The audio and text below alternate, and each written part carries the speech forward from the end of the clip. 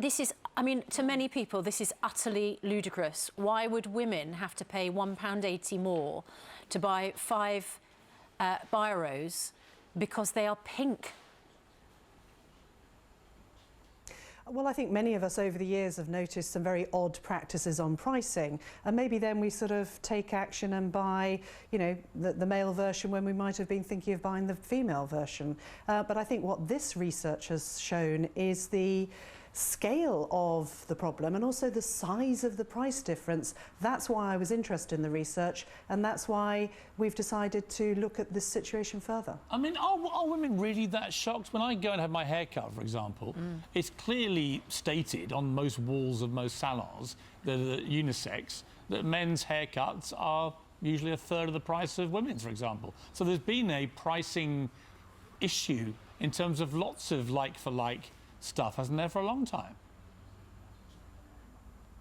Yes, but I suppose when it maybe comes to cutting hair, there might be a little bit more complexity involved for a woman rather than a man. Depends on the situation, I guess. You know, but here we're talking about like-for-like products, and I think what women will be concerned about is that in an age where we're, you know, moving towards a more degendered society where people don't want to focus on pink for girls and blue for boys, that we're still seeing manufacturers and retailers differentially pricing in this way. Now, that if there is really clear and sensible evidence there for why this happens, then let's see it. That's why I'm interested in pressing this further.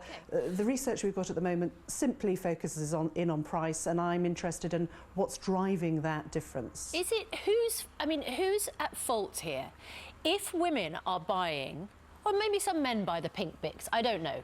If they are, is it just that we're suckers for doing it? Or can you as MPs, you know, can you enforce a sort of price equality? Because that sounds like it should be down to us as individuals to work this out. And as you say, just buy the cheaper product. Look, you know, discrimination can come in many different forms, and, you know, some of that discrimination you can't legislate for, but what a select committee like mine can do is simply ask questions, and I think that form of scrutiny can get manufacturers and retailers to really think about whether this is, frankly, a sensible thing to be doing. You know, manufacturers and retailers should be transparent with their customers, and yes, people can vote with their feet, but we've got to make sure that they're aware of this difference and they can take the appropriate action. I mean, certain colours do historically have a premium. As someone's made a point here, in psychology, this is Bonnie Galloway's tweeted, pink is a positive, nurturing colour, inspiring warm and comforting feelings, attractive for marketing self-care products. There is a certain truth to that, that certain colours, be they in fashion, be they in beauty products, whatever it may be, they command a premium for reasons which are purely aesthetic. Is that necessarily a bad thing?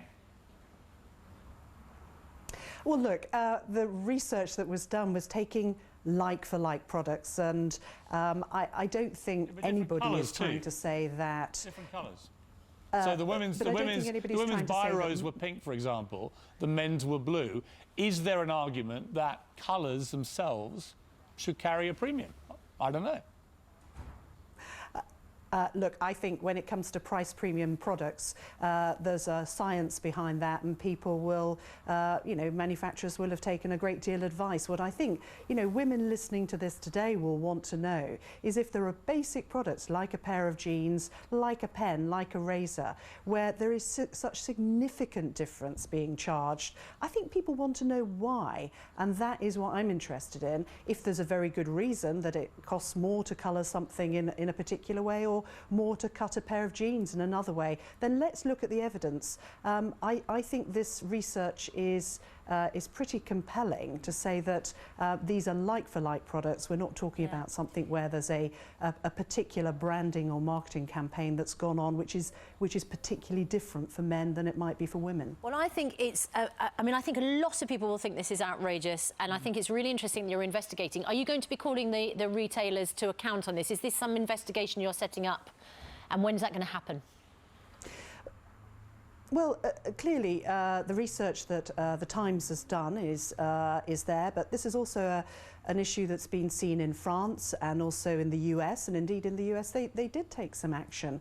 I have decided, along with the Equalities Select Committee, that we'll write to manufacturers and retailers and we will ask them to explain why this difference exists, and then I think after looking at that evidence we can decide where to go further. As I say, in countries like the US and France, the government has looked at this and in the US in particular they've taken action. I think it's too early to say whether that's required in the UK, but I want women to know that this is happening, and it is a form of discrimination.